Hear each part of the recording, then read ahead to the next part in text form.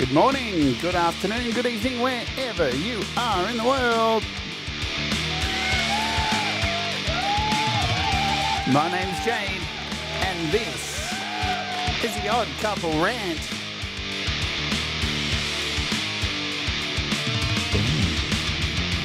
And today I have my very special guest, Pete Johns, and we're going to talk about artificial intelligence. We're going to kick things off with a song that has no artificial intelligence in it. It's me and Pete Johns doing a cover of Ben Folds' Smoke.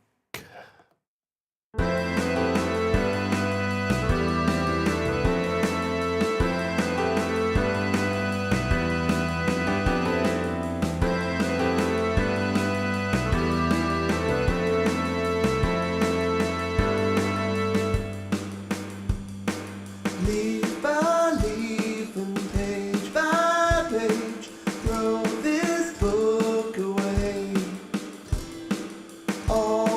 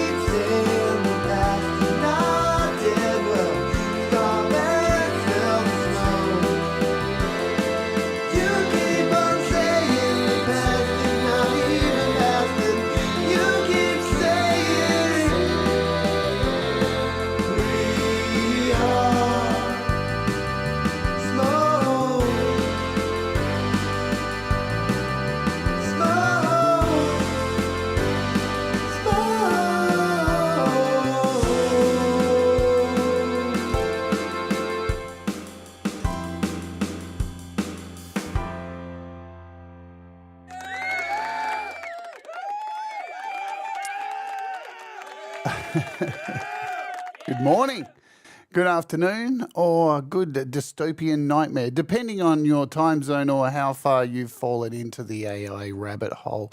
I'm Jade Starr, your slightly anxious, highly caffeinated hostess with the mostest, and I've got a great guest here today. And welcome to the stream. Today we are going to be diving deep into the beautifully terrifying world of artificial intelligence, where machines are learning faster than teenagers on energy drinks, and creativity is being redefined one algorithm at a time. We'll be talking about AI's insatiable appetite for electricity, like a digital Godzilla stomping across a power grid. We're hitting the dead internet theory, where bots might outnumber real humans online, because what's more 2025 than that? And let's not forget Apple's piss poor attempt at intelligence, which, let's be honest, feels more like Siri with a hangover.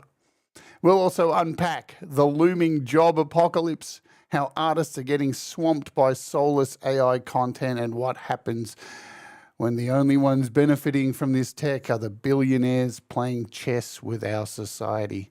So buckle up, bitches, grab your drink, preferably not the one made by a robot barista, you know what I'm saying? And get ready to explore the end of the world as we create it. This is the future, folks. It's weird, it's wild, and we're going to get it. We're going to rip it apart with a smile on our face.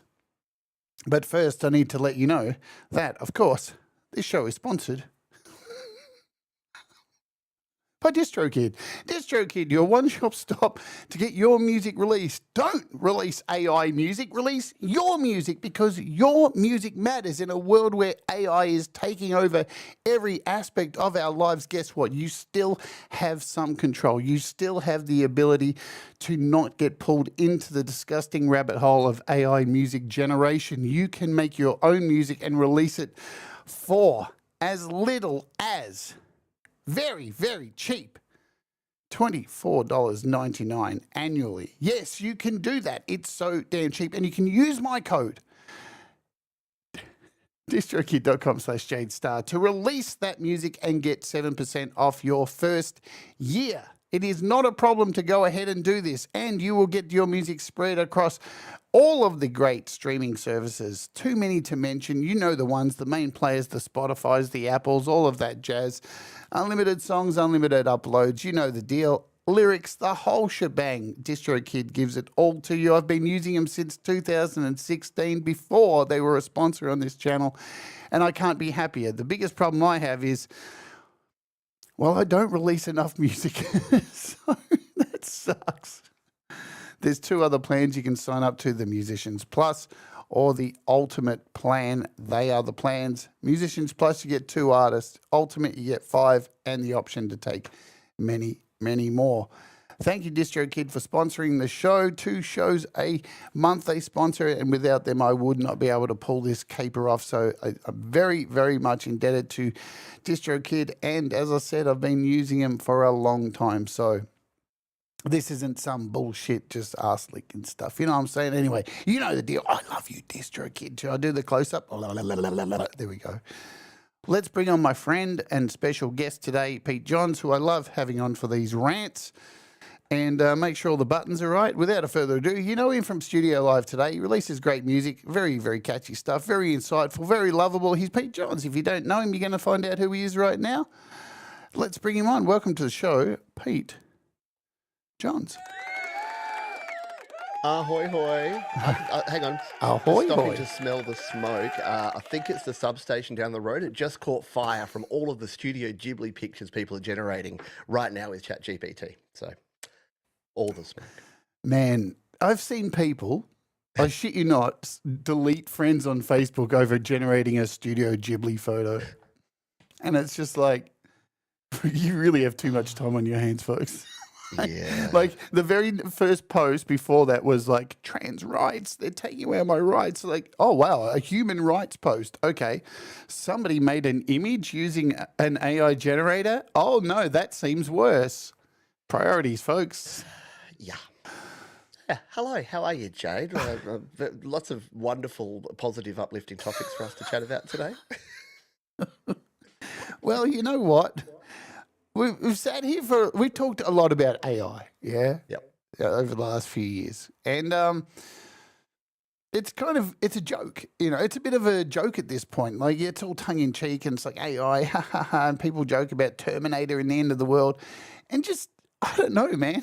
The more I look at it, the more I can't see many positives. Yeah, look, we'll talk about all of the different things, I'm sure, over the time here. But yeah, like most things, I'm not worried. Like Y2K, I wasn't worried about Y2K because the No. computers were going to go haywire. I was worried about Y2K because some asshole rich billionaire would exploit it somehow and use it as a way to control people through fear, which didn't really happen back then. We didn't quite have the technology. This time around, I think it's a different ball game. So I Yeah. think, yeah, the fear of the machine, the fear of the Terminators and them taking over and ruling the world, I'm very much less fearful about that. What I am fearful about is that it will further push us towards this 1% that I've been raving about for the last 10 years, where it's now going to be 0.1%. It's exponentially getting worse. That it's not the millionaires that are the problem, and it's not the billionaires. It's now the multi-billionaires that are the problem, and the companies that are benefiting from this. I saw in the chat there, people are worried about Apple and Amazon and all these companies losing money off the top end.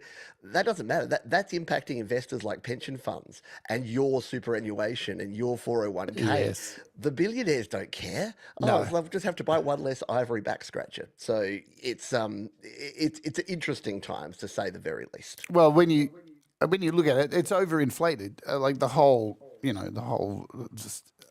market is overinflated with all this tech stuff anyway. So it's Tech stocks have no basis in reality. They're meme Absolutely. stocks. Like Tesla is valued at something like 500 times the actual value of what they're producing. It's pure speculation. It's not based on reality. It's not based on. People were talking about gold before as well. And I'm like, yeah, no, it's not even related to that. Like, we don't No. even have enough gold to cover the fake money that we have in the stock market. Got nothing to do with it. So yeah.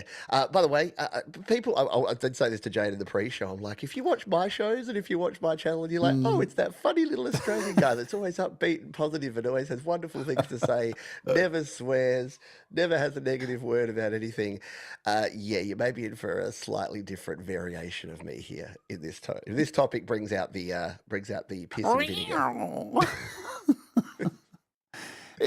Look, oh man, I've been really interested in this since a really long time. Back when I used to chat on Yahoo Chat, and we're going back to the 90s there. This is 95 kind of stuff. And the bots were taken over there. You couldn't go in like some of us used to make money, believe it or not, in YouTube chat because hey, you make money how you get. And I'm not going to go down that path, but the bots started coming in and just flooding every chat group. And even then, it was like, there's more bots than people. Is this our future? And I remember at the time people going, nah, these bots aren't smart. Like, look at them. They're just pasting the same thing over and over again.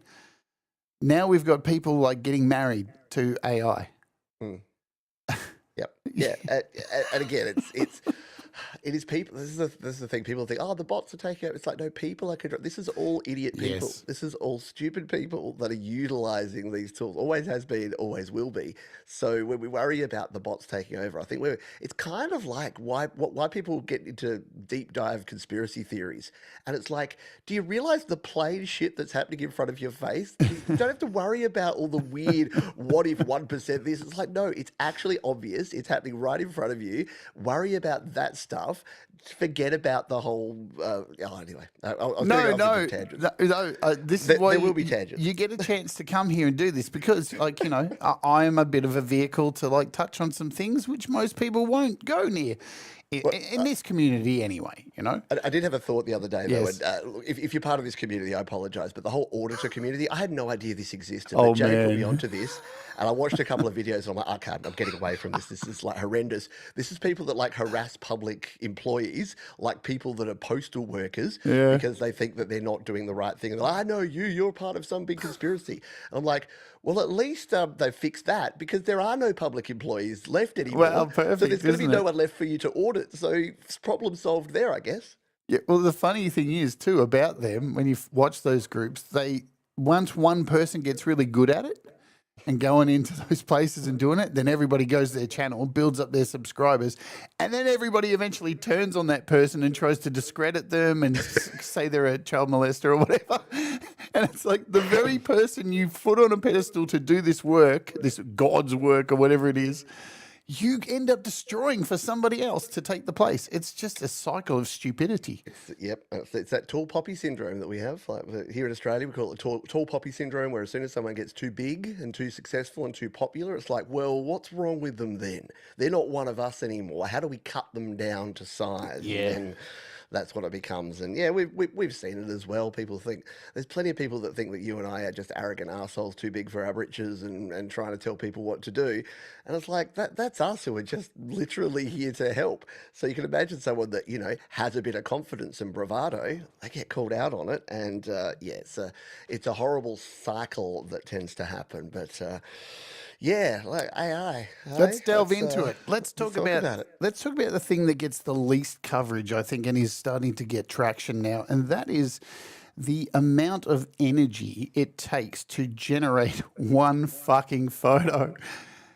I watched a full-on decimation of the costings for just individual queries, individual photos, video generation, all this kind of stuff. The problem is, firstly, that AI companies are not mandated to release this information because it comes under trade secrets. So obviously they're in this absolute crazy war with ridiculous money at the moment to have the fastest and best, and that didn't go so well with DeepSeek. But anyway, but the cost of this, are you aware of what is involved just to train an AI model, Pete? Yeah, I am, sadly. And it grinds my gears because, for those that don't know, my background is in energy, and I spent 20 years working in the energy industry. So I know about energy production, energy generation, energy transmission, and the fact that for nearly 5 decades, year on year, we were becoming more energy efficient. It was actually a real good news story. In the mid 2000s, Wow. we were starting to really find a way to generate more renewable energy, and households were using less energy. And the argument always was, yeah, but big business is still using a whole lot of energy. But even big business was starting to, even production and industrial was starting to reduce their energy costs. Every factory was putting solar on top of their roofs. We've got giant wind farms and generating power. And look, have your opinions and your views on, you know, they're taking our jobs, and what about the coal workers, and what does someone think of the children? But at the end of the day, we were doing good.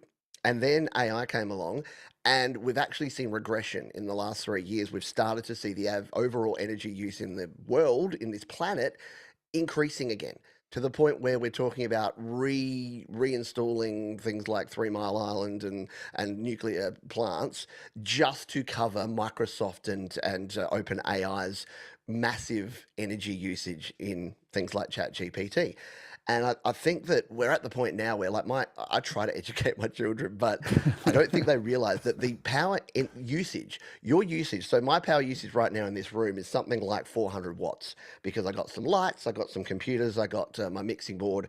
But the thing is, I'm probably using twice that in servers. So the servers that are sending my video out to you, and that are pulling in my emails, and that are doing all of the things behind the scenes, I'm using more energy there. And every time you click, you know, just to make you feel nice and guilty, every time you tap or click a YouTube video, that's you using power. But if you're like, oh, but I'm just using it on my phone, that doesn't use much power. Yeah, but your Wi-Fi router is pulling that down. And then there's a transmission station somewhere in your city that's sending it to you. And then there's a big underground friggin' pipe that's sending it from wherever it's from. And then there's the big caching servers that are sitting at Cashfly that are like holding all of this data. It is actually massive. The amount of energy that's required to just watch one YouTube video for 10 minutes would be baffling if you thought about it too hard. So don't think about it. Just blissfully sit back and watch videos. But yeah, look, again, I'm passionate about this because I think that AI, people think at this point, Pete hates AI. Pete doesn't think that AI is good. I hate the term AI because it's a marketing term. It's not a real term. Artificial intelligence was first coined in 1957, and it's really got nothing to do with artificial, and it's got nothing to do with intelligence. It's computer automation programmed by humans. It's a learned model. It's an ML. Yeah, whatever you want to call it. The fact that in the last few years we've just rebranded it AI because it did some cool party trick when you could type some things into ChatGPT and get an answer. Yeah. So to come back to your first point, yeah, it's. I do think that there's actual uses for AI, and I was doing things like 10 years ago. There was a big thing where the protein folding. You could do the folding at home, where if you had a computer, it was online, it could use cycles of your CPUs to actually help with medical research. And I'm like, great, that is a wonderful use. AI is doing wonderful things in hospitals, in crisis centers. So there's things that are actually taking video of a crisis center in terms of like a emergency room, and then working out, hey, did we identify all the right things? Was the right drug administered at the right time? So that next time that scenario comes up, you can do it. And a human's not going to sit there and watch hundreds of hours of footage, but an AI can. So Yes. there's absolutely great uses for automation and artificial intelligence.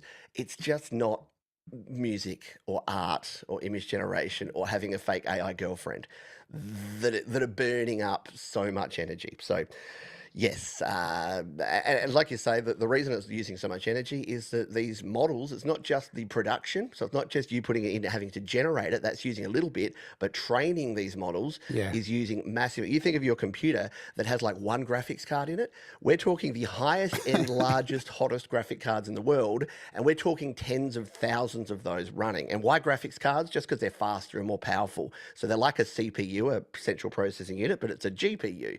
And these things, they just line them up in banks of servers, which they then have to cool They need because they get water. so hot, they catch on fire if they don't put massive amounts of air conditioning onto them. Well, they need So yeah, water as well. Water is a and massive water part. is used because Water water for is, the cooling. yeah, the amount of water that is used to just train. So, yeah, what you're saying, remember, you've got to train each of these. And once they're trained, then they go public, and then the public hits them. And we're not talking just like a few hits. We're talking a million hits plus every minute. It's crazy, right? To the point Plus, where Sam Altman came out and said, "Could you stop? yeah, Could you yeah. stop generating?" We just like, it was weird. Their marketing side put out a thing saying, "We've got a great new image generator," and then their operations side put out a thing saying, "Please stop using our great new image generator. You're burning down our servers." Yeah, and so not only is that happening, that people are hitting that, the models don't stop training. Like that's still going as well. So it's just more on top. And then they have at least two more models ahead in training at the same time. So there's always two models ahead training. The impact, some of the things I've read, training a single large AI model is equal to the energy of the use of 5 cars over their lifetime. One model. That's ridiculous. Yeah, Data centers. So data centers are tied. You mentioned data centers, and there is a big thing going on at the moment with data centers popping up everywhere. We've got it in the US, especially. There's a government that's just like dismantling everything. And what are they dismantling? They're obviously dismantling rules and regulations. So these companies who have offered money up to the government can bypass these things that make us safe and make sure the water's okay. There's already cases in America where these data centers are being built and the water around the areas of these people is fucking undrinkable. I don't know if you saw this yesterday, Pete, but the Trump government, with one of their agencies, forced the banning of words like clean water and clean water. Is it? Hang on. So to not drink contaminated water is now is There's now this woke. there's this If I list. don't want to be poisoned by contaminated drinking water, I'm woke all of a sudden. There's this list of stuff they put out yesterday that is just unbelievable, so egregious.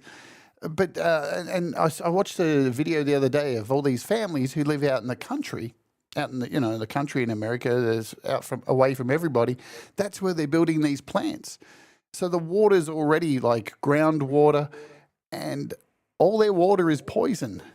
And there was even like some of the words that were removed from this thing was poison water, it's just, I'm just, If it wasn't so terrifying, it would be absolutely hilarious. This would be a wonderful plot for a movie if it wasn't, it's a life and movie. reality. Yeah, so data centers are struggling to keep up, like you're saying.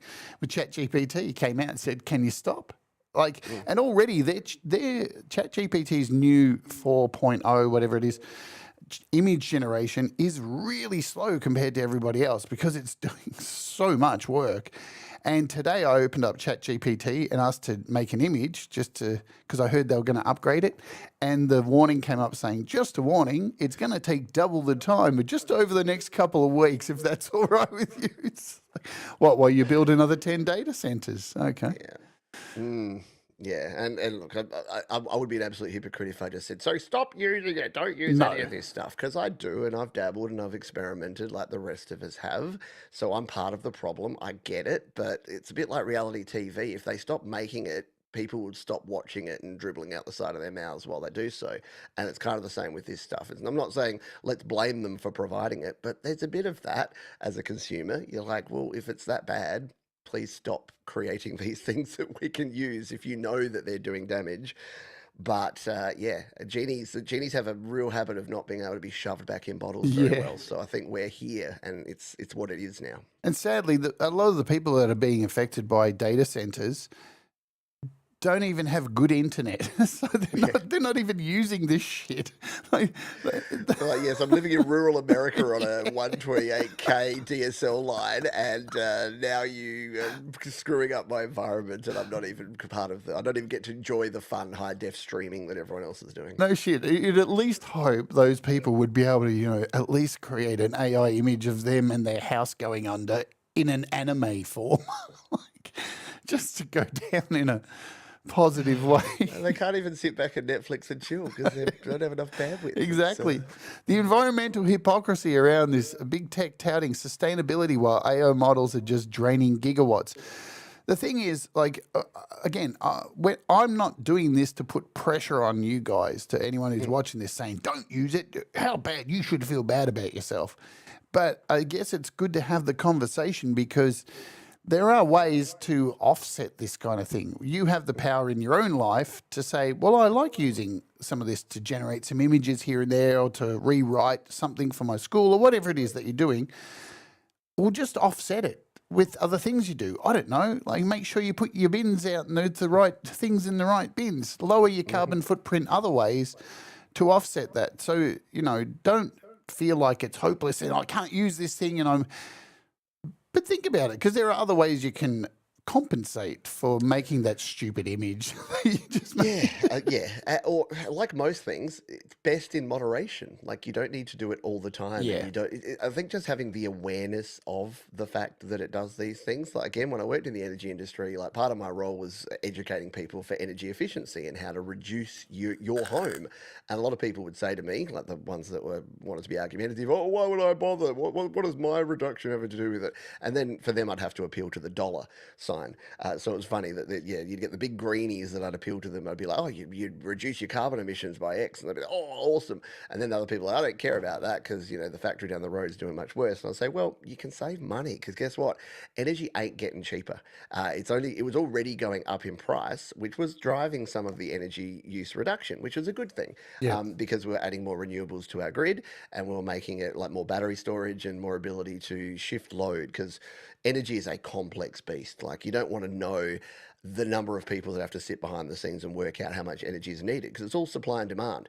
And people think, oh, well, you just have a big giant battery and store it in there. No, it doesn't really work that way with the transmission. You have to basically work out exactly how much is going to be used and then generate that exact amount. And any overage is wasted. And any underage is when you get brownouts and blackouts and people complaining about that because you don't have enough power to go around. So yeah, it is. When I was talking to people about energy efficiency, it was like they had no idea. And I think the education side of it, just knowing about it, So all I say to people these days is, if if it heats or cools, it's using more energy than you think. So people were like, oh well, I just use my air conditioner, and I'm like, have you considered using a fan? Did you know that a fan uses 10% as much energy as an air conditioner? Your average compressor that's in an air conditioner is pulling in so much energy because it's having to convert that, it's having to run the water through and then vent out the hot air and push the cool air into your house. If you just want a nice gentle breeze, or you just want to hear that nice white noise, stick a fan on. It's going to use 10% as much energy.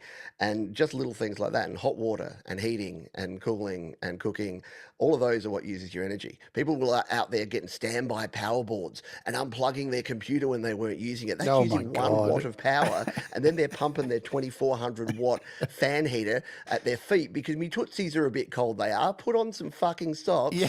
and turn off your shit. So true, isn't it?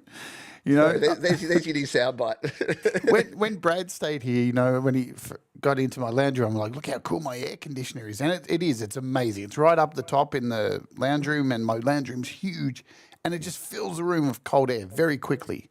Yep. But I've also got a huge fan on the roof too that's like the size of me laid out.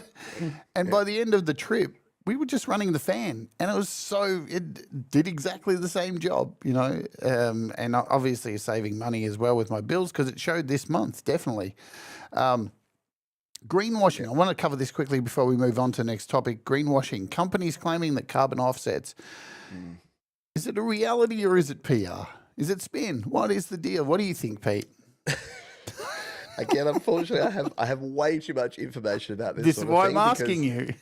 because buying carbon credits or offsetting your carbon emissions is something that started as a really good idea. Because here's the thing, right? What you do see is, if you are actually running a coal-fired power plant or a gas-fired power plant, or you're doing some industrial work that's using a lot of dark energy, black energy, then what you do see is you put money into renewables, or you plant trees, or you do something that is actually going to put carbon back in. So to take carbon out of the environment. So if you're pumping a bunch of carbon in there, you want to put some more oxygen in there, you plant a whole field of trees. Fair enough. But the problem is, like most things in life, the shysters got involved, and there's now varying degrees. There's what they call high quality carbon credits, medium quality carbon credits, and very low quality carbon credits. So there's a really Wow. great piece. If you watch John Oliver on This Week Tonight, he did a great sort of video all about this. He does big deep dive stuffs in, and some of them are basically, the carbon credits are, we were going to cut down this rainforest and now we're not. So we're going to claim that as a net positive carbon credit. So it's not even that they're renewing things, it's that they threatened to destroy something, and then by not doing it, they're claiming the carbon credit back for that. So Right. it is kind of a farce, and it's again, don't watch it if you don't want to get super depressed, because like most things, the rich people have come in and ruined everything. So some nice hippies had an idea about how to, give back and balance out the black energy and the green energy, and then it got ruined. Yep. Let's say hello to the people who are here in the Yes. chat. Because our next topic is obviously dead internet theory. I'm pretty sure everyone here is real. Can you let us know if you're real, folks? Yeah, can the real people please stand up, and all the bots just reveal themselves now, please? Absolutely. And thank you, Thomas. Oh, God, you beat me in the chat. Look at Pete. Nice one, Thomas. doing all my work for me, Pete. There we go. Thanks, Thomas. There's a link to that. I don't think we can watch that link here in Australia, unfortunately. We have to. Oh, really? See, I think if it's a new episode, if it's a new episode or VPN. Hello, Lawcat. Hello, Aaron.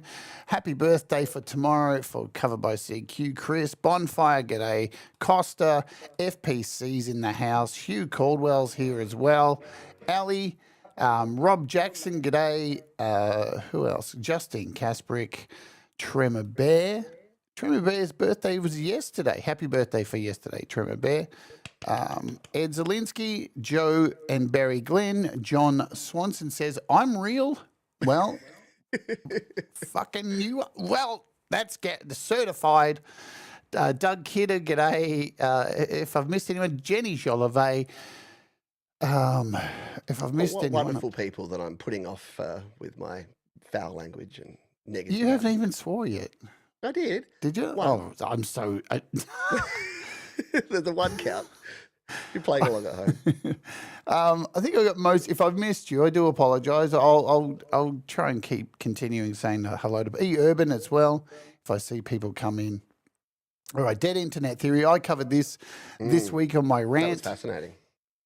I find it super fascinating. I've been following this for a really long time, and it is happening. Like, look, I hate being the conspiracy theorist, right? I hate that stuff. Especially if it's like insane, and there's a lot of insane stuff. You know, like JFK fucking isn't really dead, and he's coming back. Everyone and all this shit. You know, people are the nonsense, the flat Earth, all this wanky shit. But dead internet theory is actually happening. There's no doubt about it. Like we are I think the statistics from early this year already have come in that the ratio for bots to humans on the internet is currently 47% bots. And out of that 47% bots, you're looking at roughly 30% bad bots. Yeah. And the rest are good bots. The rest are the ones that are just like sitting there going, hello, how can I help with your shopping experience? And the other ones, well, they're in your Facebook, they're on your X, and guess what they're doing? They're sowing the seeds of absolute utter hate and division, political messages, and they are trying to drive you further and further into the funneled sockets we have now that is the internet. Because listen, I said this on my show this week, go back to the glory days of Google and what the internet is. The internet is an index. That's what it is essentially. It's a huge piece of space, and search engines index the space that has been filled with websites, HTML links, all this kind of stuff. They index it. And there's been, if you were been on the internet for a really, really long time, you would have remember Alta Vista and all these search engines that have come and gone. Google came along, monopolized it, and they have basically controlled what we see. If they find something they deem something unfit to be a part of the World Wide Web, they do not index it, and that becomes the dark web. That is the dark web. Unindexed stuff that is not put through a search engine. That's why you need to use a specific search engine called Tor to access the dark web. That's it in a nutshell. And basically where we're at now is Google is just funneling everybody into a whole bunch of places. That's it. The Wild West is gone. It's over. And it's Facebook, it's Instagram, it's Snapchat, it's all those places. And we are seeing the same fucking memes, the same arguments, the same. It's nonsense. Yeah. Yeah, and I was listening on that, going, yeah, because if you remember the early days of the internet and even bulletin boards, so I'm going back even that far, that like Yes. digital communication and sharing information digitally online or with other people that weren't physically present, it was all people, it was all hand coded, it was all nerds in their basement with phone lines putting up content, and it was other people going in there and manually, it was all the indexing was manually, it was people putting together. So the first Yahoo was actually Web curated. crawlers. Curated was like people finding websites. You used to have to find things on the internet and then sort of index them and search them out yourself. And then the crawling started. And that was kind of the first big bot revolution, where they worked out that they could put what was called a web crawler, which is like a spider. It goes out and it crawls along the web. And it goes in there and it looks at the indexes. Is why the reason that some of those web pages that you like go for a recipe, and it's like best ragu recipe, pasta Italian special, mama made, perfect homemade Italian. And you're like, what the balls is with all these weird words? Can't you just say ragu pasta recipe? But no, because it has to have all those words in there. Because when the crawler comes in, that's going to make Google think, hey, it's got all these relevant words. It must be the best answer. And then it would push that to the top. That was problem one.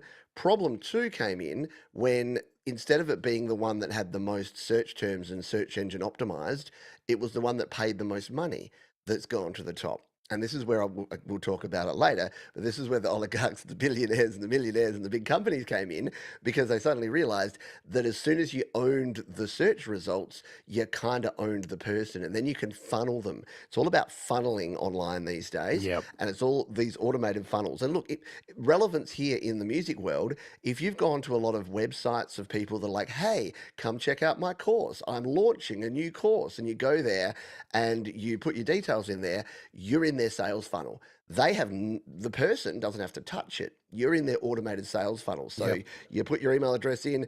Day one, you get the deal. You ignore it. Day two, they're like, we can now give you an extra 50% off somehow. Yeah. Because, false scarcity, but you got to do it in 24 hours or the clock's ticking. Ah! Oh, quick, do it. Then you refresh the page and the 24-hour timer refreshes and you're like, wait, this might be bullshit. And then you just go into that. So, yeah, we got to the point where that was. And look, that I don't really hate that, because that could be an independent creator like me that's Yeah. just trying to utilize automated services to try and make a buck. But then the logical transition is that it goes to the bigger and the bigger and the bigger and the bigger. And at the end of the day, you try and search something in Google and it's kind of run by 4 or 5 content farms that just have everything.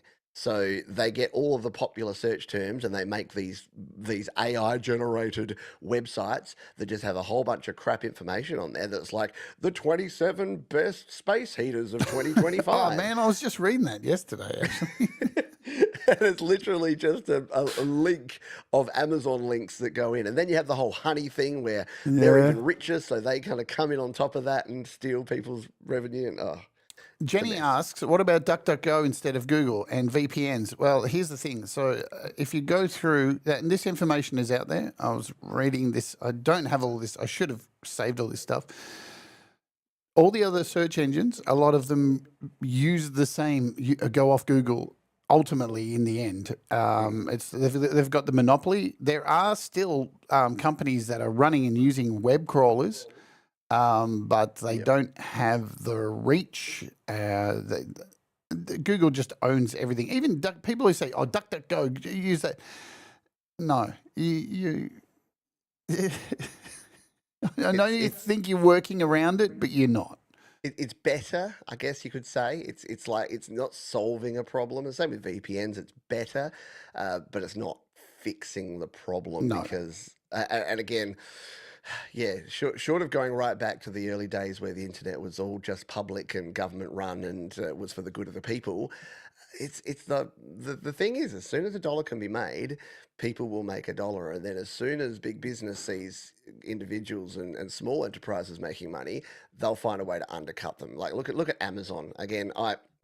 Hypocrite hand up in the air. I have Amazon links on my website and in my descriptions. I'm an Amazon affiliate, and I buy stuff through Amazon. Because I kind of have to.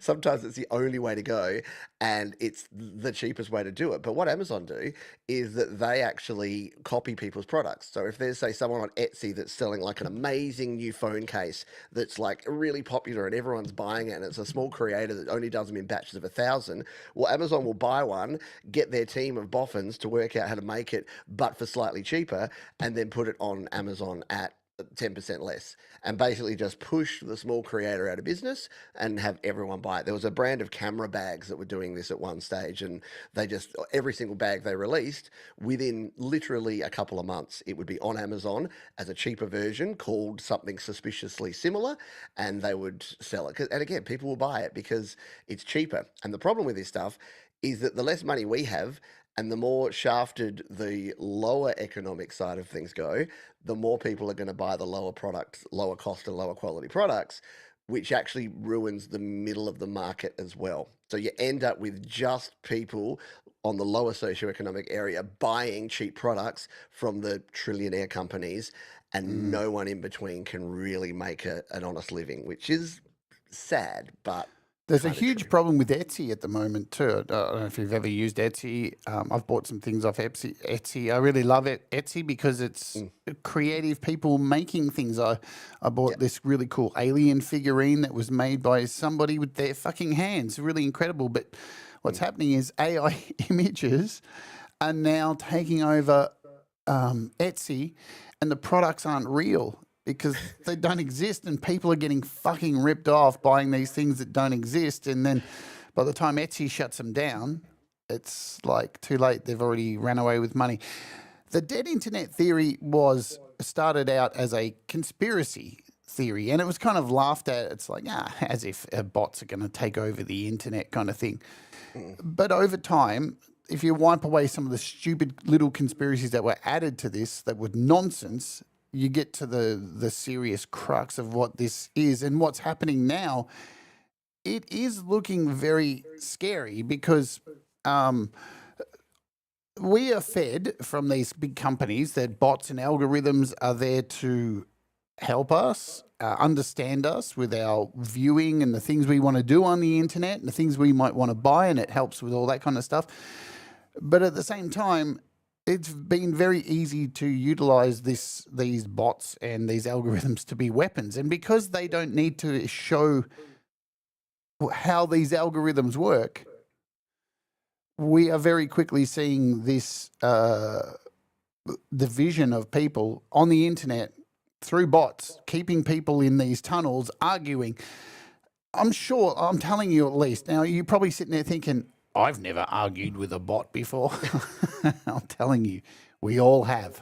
We've all, and our weakest point, had some argument with somebody, be it whatever platform, and it's not been a real person. That is just the reality of it, and that is going to increase the more these things Yeah, infest. and it could be as simple as you read a news article and the first couple of comments that have a surprising number of also thumbs up on them are very controversial. And you're like, wow, there's some crackpots out there. And yes, there are. And sometimes they're actual human crackpots, but sometimes they are generated by bots that are just sitting there waiting for the right keywords and know exactly what comment to generate and put on there. Yeah. If you've ever been to news.com.au, my goodness, is that an absolute cesspool of Don't just read the very comments. unstable people in the comments there and probably unstable bots because it could be the most innocent thing, and then someone just takes it, and it's that whole internet argument of like eventually someone will accuse someone of being a Nazi, and Or these a days it's pedo. probably true. Yeah, it's like the go-to, isn't it? That whenever there's some kind of argument on the internet now, it's like, okay, well, let's watch this for a while. Okay, well, that's getting a little bit heated. Ooh, that was pretty nasty. Oh, there they go. They're either a pedo or a Nazi. We're off. It's all. Yeah, it does. Yeah, it makes me worry for society. But yeah, I think that it is the dead internet thing is true. And look, it's not the positive. If you want a positive spin on this, I've been saying this for a while now, which is look for the human, look for a real person with a real face and a real voice that wants to get on camera and have honest conversations and that you can interact with in two ways. Uh, I've been getting these phone calls, which is like the dead sales call. It's the same sort of thing. These phone calls at the moment from either AI bots or people in developing countries being paid very little money to push buttons on a soundboard. And if you've been on my Instagram and TikToks and things, I put a video of one on there, which was this guy, "Hi, I'm James from the Wine Connoisseur Club. Would you like to buy wine?" And I'm like, "You're not human, James. I assure you, I've got a wife and kids and I live in fucking Belgrade." It's like, you're not human. And I had one the other day that was from your community. So, Australian friends, if you get a call from your community, Wow. you are community, Yeah. it was like, "Oh, hi, it's Rebecca from your community. We're helping people in Rebecca. underprivileged areas. Would you like to make a donation?" I'm like, "Rebecca, you're not real, mate." And she's like, "We're helping areas and blah, blah, blah." I'm like, "Rebecca, you're not a real person." And, but the thing is, that's only because again, patting myself on the back here, humble brag, but I'm super savvy with this stuff. I'm absolutely skeptical. I trust no one. Like, I'm not into conspiracy theories because, again, you don't have to be. I just am completely skeptical and cynical of everything I see or hear because I know how much of it can actually be faked in 2025. So I know it's not true. And unfortunately, like my parents have had instances as well. They've had the other day, they had the whole thing pop up with the Microsoft. "Your computer is infected. Do not turn off your computer. You may lose data. Call this number and talk to Microsoft." And dad calls me and I can hear it in the background. And I'm like, "Turn it off and on, dad. It's absolute BS. It's not true." But tens of thousands of hundreds of people are calling these numbers, getting completely scammed by people. Oh, it's going to And the thing increase. is, yeah. And the thing is, like you think, well, that's not related to dead internet. Well, it kind of is It because they is. have the capacity to use automation to just put this stuff out there to so many people. And it's like spam used to be back in the day. You couldn't do like the old Publishers Clearinghouse mail outs. They actually cost physical money to get out to people, and you had to pay to send thousands and tens of thousands of them. When the internet came along with email, and now with social media and instant messaging, you can message a million people now for virtually $0. Yeah. And if 100 of those million, if 0.1% of those people actually engage with your thing, and then half of them, 50 people, lose 10 grand to you, guess what? You've made like 500K in a couple of days because you've preyed on vulnerable people. So, yeah. Kit Boga, Scammer Payback, They're going to people are be, mentioning here, Pleasant Green, wonderful videos to watch, yeah, and Jim people just Browning, fall. all of them. Jim Browning, real Amazing. people. But the problem is that even they know it. I was watching a live stream with Kid Boga last week, and he's like, the problem is that AI is going to be the new standard, and Yeah. they don't have the. How are they going to beat that? Because the whole idea of what they do is to hold up an office pretty much and keep them tied up to stop them scamming people. But when we get to the point, because and even Jim Browning's doing this too, like they get in the camera system, they can see everything they're doing, and then they set up a raid, and then the Indian police come in wherever it is, Mumbai, they raid them. And they clear out the office. Whatever happens, we don't know because of the corruption. But it's going to be a lot different when they are able to just hire out a floor of a building and fill it full of AI computers while they're out on a boat enjoying that money, and there's no chance to be raided. Yep. Very, very scary stuff. That's where we're heading on fake people too. So I've been using Midjourney for a long time. Since it started, I've been a subscriber of Midjourney, and I do some AI generated content for particular thumbnails, not app reviews, but for shows like this because they're kind of fun. Well, this isn't really a fun topic. But recently I moved to ChatGPT with their new image generation, and as a test the other day, I thought I want to create my own AI influencer and create a Instagram account and be this person that appears in all these great places and look how great my life is. And within a minute, I have my character that I can continuously throw in any situation I want. And even with this one, right? See, you notice it fucked up the hand. But ChatGPT is so amazing. All I had to do was circle the hand and say, fix the fingers. And it did it. And now here is I can just re-upload this image back into ChatGPT and say, now put her in front of the Sydney Opera House. Now put her here. And within a second say, oh, could you add some more wrinkles for more realistic? It's so ridiculous. And even Facebook came out, this is still relating to dead internet theory, they came out, folks, and said, we're generating AI profiles. This was what, last year or the year before? And the whole of the internet went, I don't think so. Can you not do that? And they went, no problem. We won't do that. Because, of course, they won't. Because they said it. But and they have taken over. Man, I am cleaning house at the moment on Facebook. I reckon I've cleaned in the last 2 weeks at least 500 bots that are on my Facebook page.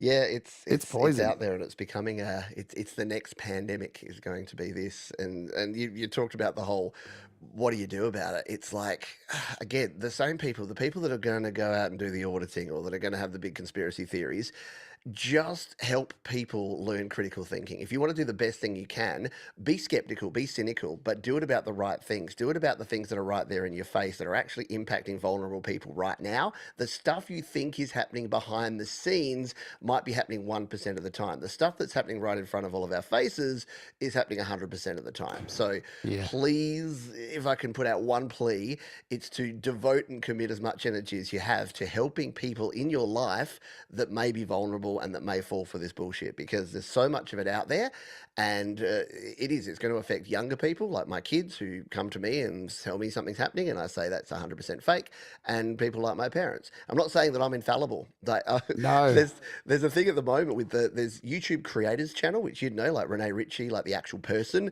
behind who's the creator liaison for YouTube.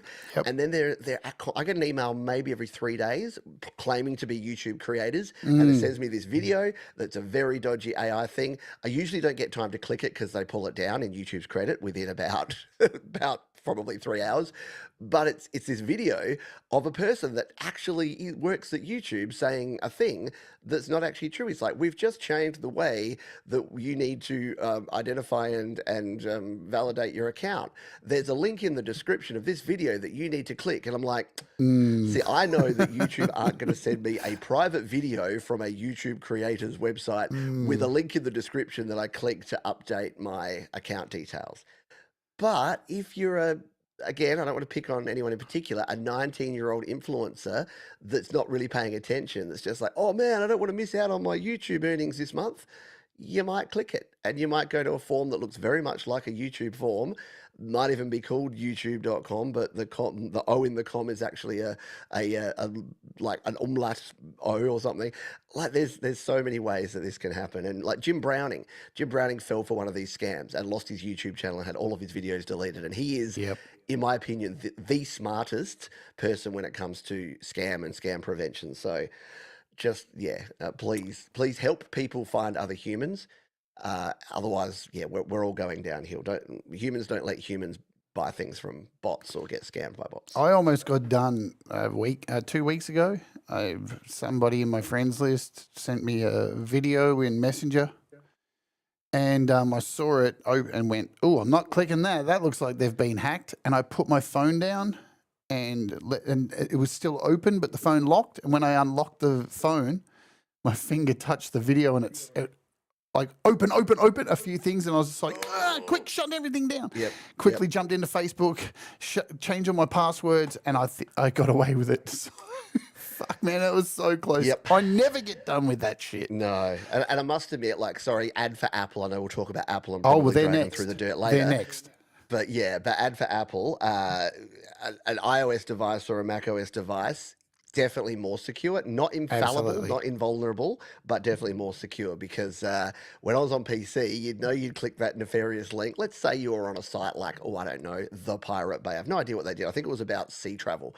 And then you accidentally click the wrong link in the sidebar, and then you're screwed, because it's like exactly what you say. It's like boop, boop, boop, boop, boop, boop, and the tabs and the windows are popping up faster than you can possibly close them. You Control-Alt-Deleting, but the processes just keep going, and you're like, power button held in, because there's no recovering from that sort of thing. And thank fuck the iPhone just doesn't get through. So even though I panicked, all I just let's say hello to folks. We're going to talk about Apple next. Camp G May, welcome aboard to Robbie Stingles in the house. I already said Costa. I think Dell, g'day. Anyone else I may have missed? I'm trying to make sure I catch up. Mix Club, boom. Bonfire, boom. What's going on? Joe, I think I got Joe earlier on. All right. Let's play a song first. I love this. Pete Johns did a cover of a song of mine from Amethyst called World Divided, and it kind of fits. So let's play it. Let's give Pete a break if he needs to go to the toilet or whatever. Sure does. Well, I was just going to say that. Too much information. You go do that, and we'll play this. This is Pete Johns doing Amethyst, World Divided. So inbred, it's awesome. Incestuous music right here. Let's Oja.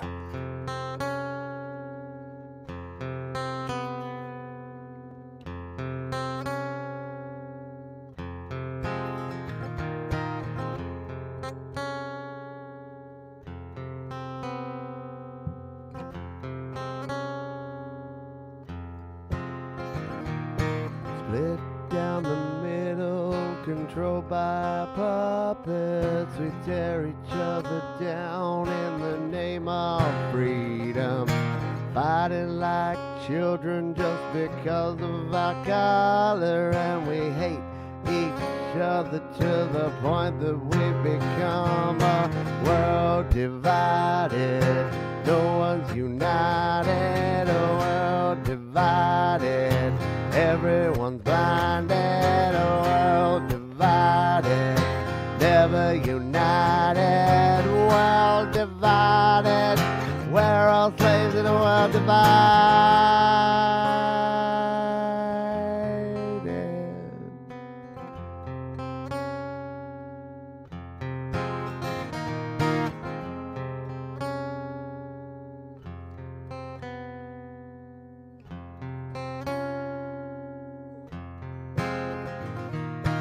Bred into hatred, consumed with power, we cut each other down without good reason.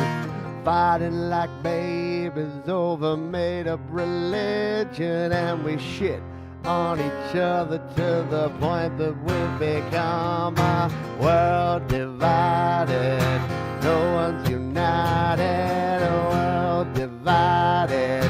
Everyone's blinded, world divided. Never united, world divided. We're all slaves in a world divided. I love it. I remember if you did that, I'd just piss myself laughing. We're at our halfway point as well, folks. So I need to run the ad. Today's show is sponsored by our friends at DistroKid, and here's a pre-recorded thing I did to let you know just how cool they are. Let's Oj. This presentation is proudly sponsored by DistroKid. Introducing DistroKid, your ultimate music distribution solution.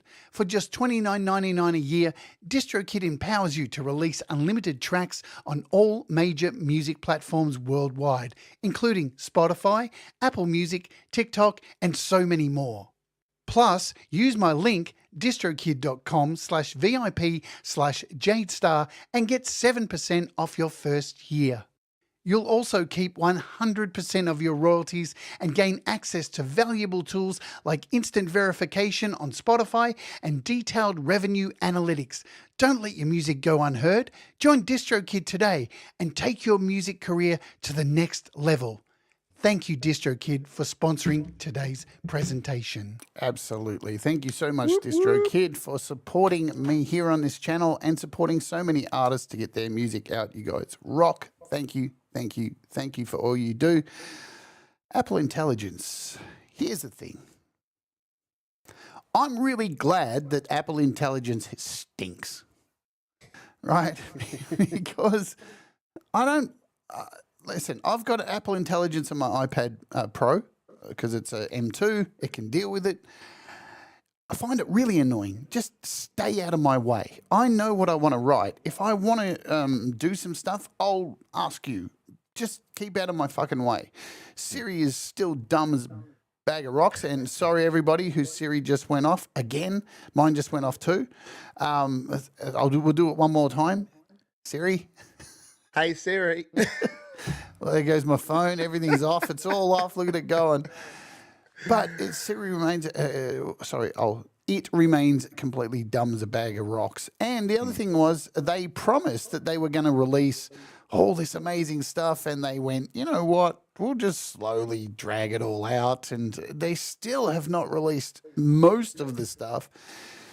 And I think they might be sitting there at the moment. I don't know this, of course. But I think they're sitting there going, well, is this a really good idea or not? I don't know, because once DeepSeek released their AI, the tumble began.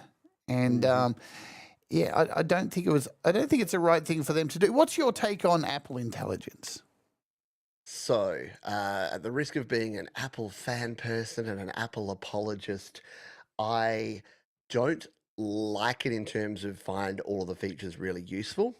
but I like the underlying philosophy of it. And the problem, I believe, in my humble opinion, that Apple have had is that there is a disconnect. Again, like we were saying before, there's a big disconnect between their marketing team and their operations teams.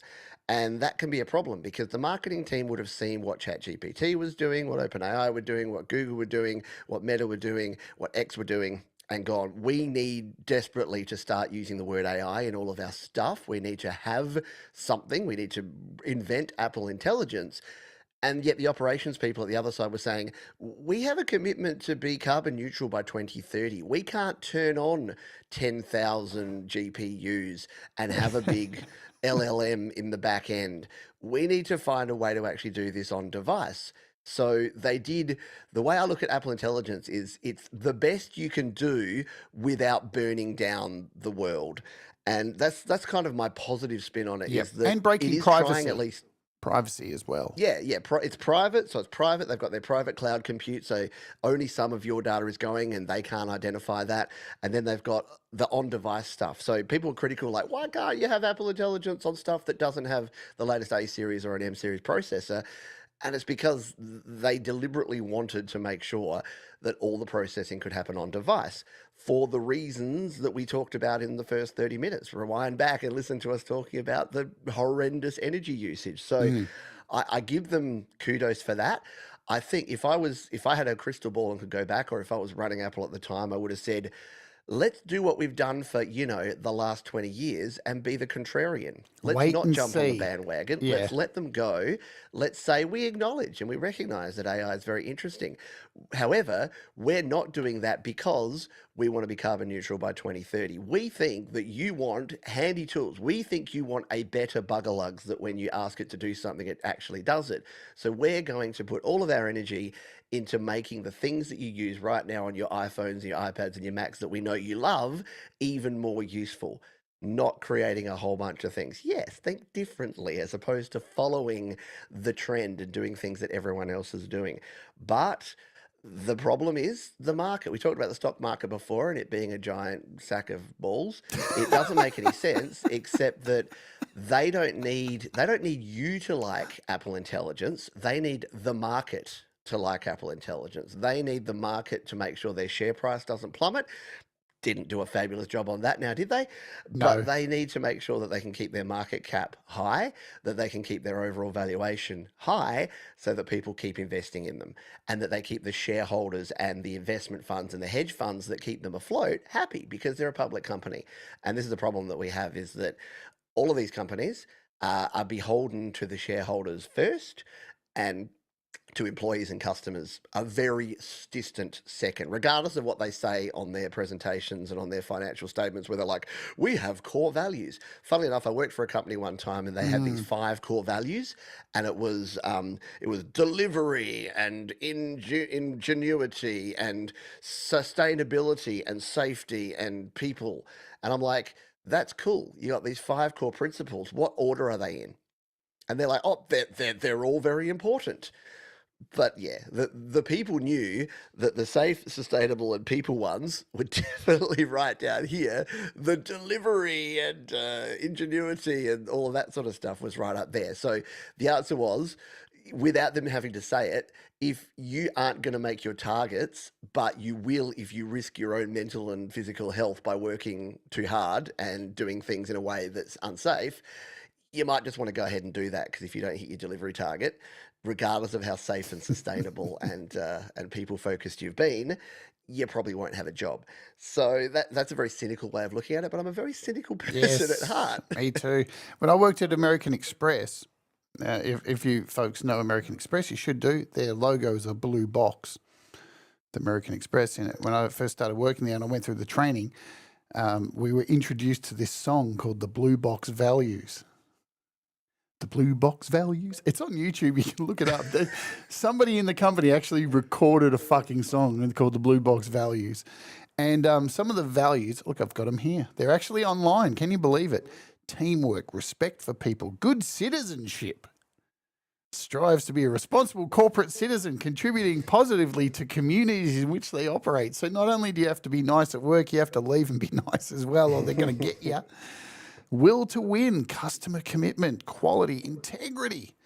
Upholding the integrity in business practices, decision making, diversity and inclusion. Well, that's gone, isn't it? Well, we can scrap that one because nobody wants to do that anymore. Nobody wants to do that. But it's funny how these values change very much when there's a world disaster and they have to remove insurance from everybody's card. Yeah, and the problem is you can. Thanks, Thomas. We had this in the past, which is there you go, you got the song.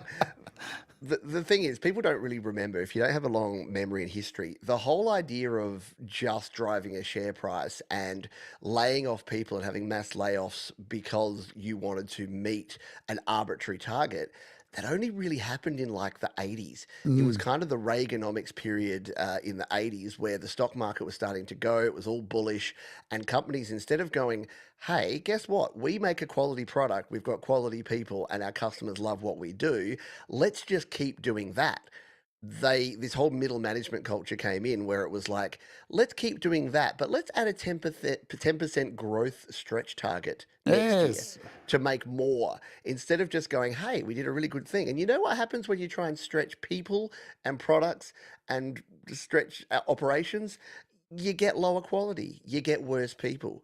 So, and then you have the problem of now we're spending too much money. And it's, yeah, because you're trying to whip the people and you're trying to make the products cheaper so that you can make higher margins instead of going, hey, guess what? A 30% margin, that's actually really good. Making $50 million in a year is great, but 60 million would be better. Of course it would. So we started this whole thing where people were starting to get laid off, not because the company was not profitable or not making money, but because the share price was falling because they didn't reach the market's estimates of how much extra money they should have been making compared to last year. And that, again, my least favorite thing is false scarcity and things that aren't related to reality.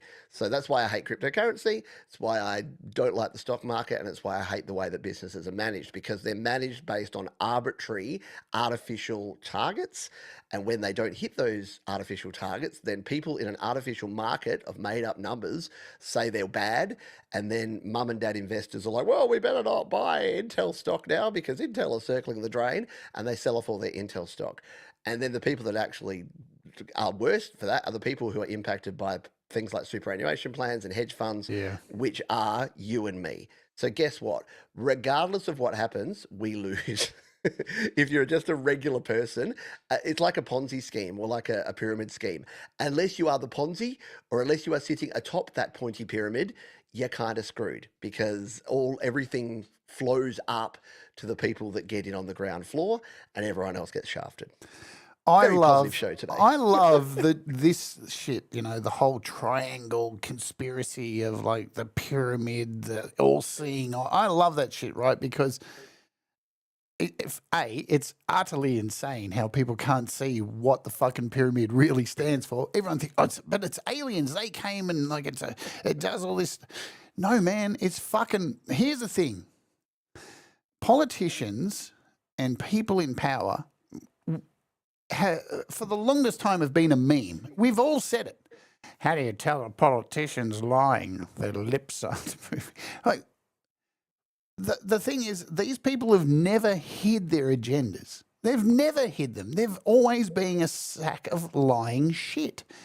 But we, like the number 42 from Hitchhiker's Guide to the Galaxy, has become a meme of like, nah, but they're all lying. What can we do? And they are right now just going, we're in the pocket, folks. We can just say whatever the fuck we want. The pyramids tell you exactly. The top is the top, and if you're on the bottom, you're fucked. And that is it. That is the fucking all-seeing eye. That is the pyramid right there. There's no aliens and all this weird shit. Whatever. Yeah, again, don't. What is it? The Axum's razor. Like, stop trying to scratch the surface of behind the underbelly of all this stuff. It's very obvious. It's very clear. It's in your face, and it has been for a while. I think it's on the dollar bill, for God's sake. It's a pyramid scheme. Yeah. I was saying to someone the other day, I'm just like, I miss when politicians pretended they weren't evil, like sometimes, because they Yeah. did. They tried to pretend like the whole like, yeah, no child left behind, and yeah, literacy is important, and where we're going to build the next generation, and the American dream. Which, by the way, my Is a apologies to my dream. American friends, but the American dream has and always has been and always will be complete bullshit. The American dream is basically, hey, you know how you're downtrodden? If you work your ass off, you can get to a point where you can downtrod other people. Yeah. Instead of being the shill at the bottom, you can own the business and start exploiting other people and then make your money and own the car and the house and the lawn and stuff. So it's basically saying, yeah, you're not there now, but you can become one of the exploitative class eventually. As soon as you verbally excrete what the dream is, they will do their best to take away that dream. That is because like people, it's like watching the American government at the moment and their whole destruction of their democracy and all that. They're sitting there just telling you every day, these are all the dumb things we're doing. And everybody's sitting there, all their enemies just going, well, thanks for telling us that. We know you love to talk over there in America and tell us every in and out of what's going on. Well, we'll just take all that information and we'll use it against you. Thank you. We're in Australia, we're just like, yesterday we got hit with 10% tariffs, and our Prime Minister was like, that's not very nice, is it? We thought you were our friends. Well, we're not going to charge you anything because those tariffs are actually going to affect you guys. And we don't want to impose tariffs because we don't want to hurt anybody here in Australia.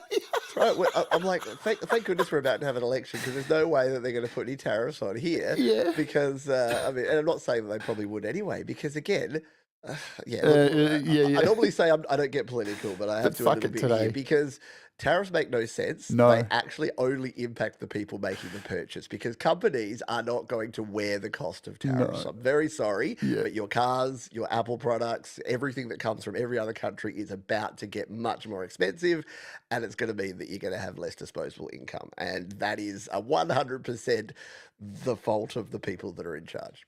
The human cost of AI. Let's talk about it. Mass job losses, customer service, data entry, journalism, design, coding, voice acting, music production, maybe. I doubt that. That's all kind of died to the side for a little bit here, just to name a few. Art, especially. Remember, we started doing these shows on AO talking about music. Yeah, remember we did a whole thing on Remember when our channels were about music? I know. We did a whole rant talking about the copyright implications. I read out all the lawsuit that was going up against Udio and Suno, and all that's just fallen to the side. People have just jumped off the music creation thing big time. It's out of all the AI services that are available, the music thing just fell the fuck off. Why? Because let's not shy away from this. The music industry are a bunch of utter and they got serious and they went after them with big lawsuits. The artists can't do that. You know, what are you going to have a national art gallery go after AI? That's not going to happen because artists are poor. But for music, the industry's got all the fucking money. We don't have the money. But so I think they've been able to really squash AI music, and that's a good thing because the decline of humanity, the problem with AI is not only is all these jobs going to be lost, if you've got AI creating art, that's the one thing that AI was meant to do. Like any technology that comes in, you know, it comes in to make our lives have more time to do more things that are enjoyable. If you think that's coming with AI, you maybe need to stop sniffing bleach. Yeah, and I spoke to the chatter saying, like, it has become, if you listen to more than 10 AI songs, you can now pick them. Yeah. And, like, it's just a particular sound, and it's that compression in the vocals, that sort of ghosting MP3 style effect. The words, the lyrics that AI write are just atrocious. They cram too many words into verses that don't quite sound right, and it's Yep. just something you can't quite put your finger on. But you're like, yeah, there's something wrong with this. It's not quite right, and it might get better in the future. And again, we talked at the time, and we talk again about AI tools in music, and a lot of us use AI. And again, all this stuff is just having it slapped on there. The drummer in GarageBand and in Logic Pro was AI before, but it just wasn't called that. And now they're calling it the AI musicians, and it's the same stuff. It's just been rebranded with AI. So Yeah. before it was the same exact thing, it just has been rebranded. So a lot of it's just a marketing thing. But yeah, It's like not in terms, intelligent, though. That's the thing, Pete, isn't it? If you're thinking that your drummer and your bass player in Logic are like sitting there in their off time from presenting you with great drum tracks and bass lines, are going, I wonder how we can take down human existence. That it's not that kind of intelligence. It's fed a whole bunch of patterns, drum yep, patterns, rhythms, combinations of hi-hats and cymbals and all that stuff. And that's the extent of it. It's not intelligent. It's yep. it's It's the GarageBand auto drummer on a little bit more data. It's like it's if then and it's if Yeah. you've ever done coding and programming, it's just saying here's a bunch of data. If data equals this, so if you're in 4/4 time and you've got a swing groove that's an eighth light swing groove in your guitar, well then match that with this drummer. And if it feels like the song needs to be filled out a bit more, so if density of mix lower than 80%, add more drum fills. And that's all it is. And then tweaking the AI algorithm over time would just be, hey, it sounded kind of shit when you put this type of music with it and it's generating this. Let's tweak it and change that line of code so that now it says something different. And the whole AI to AGI, the general intelligence, Oh, is saying that, well, then the robots will actually think and they'll make those decisions. Instead of someone tweaking the algorithm, they'll tweak their own algorithms and they'll work out what's working and what's not. But then again, that in art, that is completely subjective as opposed to objective. So the difference between AI doing some sort of scientific thing where it's like, yes, X plus Y equals 3, then in music, it's like, yeah, I created the perfect music or the perfect work of art or the perfect poem or the perfect book. And it's like, well, yeah, but there is no such thing because perfection is impossible and it's in the eye of the beholder. And depending what human you are and what group of humans that you're appealing to will have a completely different. Like, there's a lot of people that love grindcore metal, and they'll be like, "Yeah, that's the best thing ever." And then I play that to my mum, and she's like, "This is just disgusting noise." What robot do you need? A robot that's super metal that can actually get that? Oh, see, I'm getting all choked up. the other thing we've talked about with generative stuff for the longest time is that eventually, and it's already happening now, is that we all know what happens when people within their own families have sex and create more people. Things go wrong. And people come out with weird chins and they end up ruling Britain for a long time. Sorry. I Where my royalists at? Yeah. couldn't resist that joke. But at the same time, the amount of stuff that is being generated at the moment, we are in a wave at the moment where people are suggesting that by next year, the dominance of AI generative art, music, whatever it is, will start taking from its own pool and creating art from within more of its own shit than our shit. Which is that's kind of interesting because the kind of AI stuff I really like is the cursed AI. The videos where arms grow out of heads and shit happens that can't happen, because that's wild. That's interesting, right? And I love seeing that process. The scary thing is about generative stuff, more than anything, more than art taking people's jobs, I think is deep fakes. That's the real problem. But we're getting back to the scamming stuff here. Deepfakes are going to be a big, big problem, especially in political environments, scamming environments, and just and that's mental where I see it, health. because when I always say look for the human, until the human is a deep fake, until it's a version of John's that's like, I've decided that I've joined the Liberal Party and I think you should vote one potato head. Like, that's where it could get to and already has, but no one cares about me because I'm a little tiny fish. But if you're a big fish, we've seen this. Mr. Beast has had deep fake videos. Ryan Reynolds has had deep fake videos of them supporting things like, I think you should buy all the cryptocurrency. It's always And then again, crypto. Ryan Reynolds might actually say that because he's a bit of a dick too. But yeah, just and because we're in a world where anything seems possible, people have switched sides and people have kind of gone crazy and well, not crazy, have gone what's a good word now? I don't like crazy or insane or nuts because that's like mental health shaming, but Yeah. evil. Let's go evil. So people have Evil's good. turned evil. Sometimes you don't know. Like maybe they have. Maybe that is actually real, or maybe it's a fake. And yeah, not being you used to not be able to trust what you read. And then you used to not be able to trust what you saw because we had, editors for images and photoshopping and video. You can't trust what you see on video now. And now yeah, it'll get to the point where are we going to have like holograms in the streets pretending to be people and you walk up and you're like, oh, I saw my friend Bill today. And then you're like, no, you're not. Bill's been dead for 3 years. Yeah. You're like, ah, rit. So yeah, I don't know. Like once you can't tell if the human is actually a human, then it does my advice just go down the drain of look for the human. I don't know. Yeah, it's that stuff's troubling.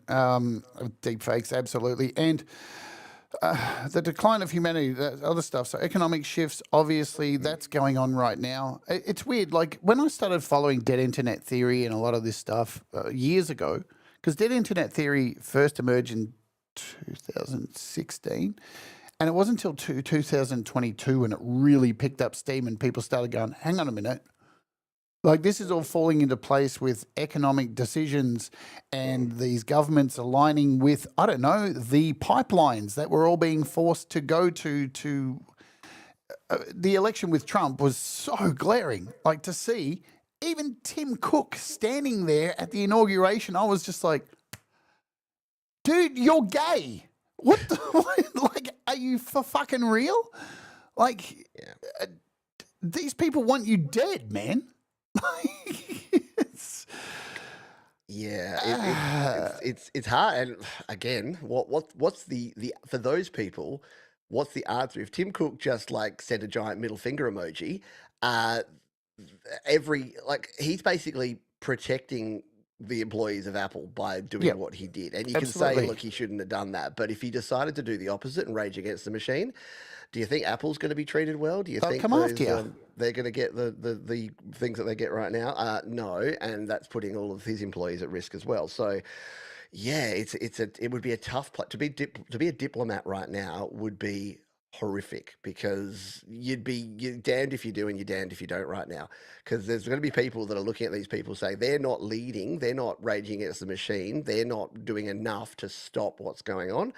And then on the flip side, if they did, you'd have people going, hey, that was really not cool because you knew that if you did that, the consequences would be this.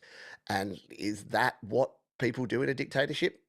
Yes. Mm. So are we on the verge of that? Maybe. But I don't know.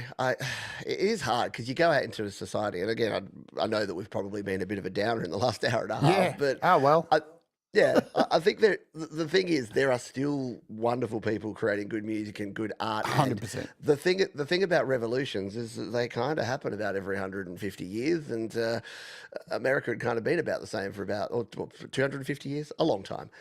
So yeah, there's going to be and. The other thing I'll say is that, you talk about the human impact and the human suffering of this. This feels very new and scary and different because it is. It's new and scary and Yep. different. And maybe it is worse than what we've been through before. But we went through a world war, a second world war. We went through the Red Scare and the missile crisis through the 50s. We went through Vietnam and the Korean Wars. We went through the Middle East crisis and terrorism. Yeah, we've been through a global pandemic. So humans have a way of bouncing back. We're a virus. We will find a way, and it won't necessarily be the same way. Things will be different in the future, absolutely for sure. But I don't know.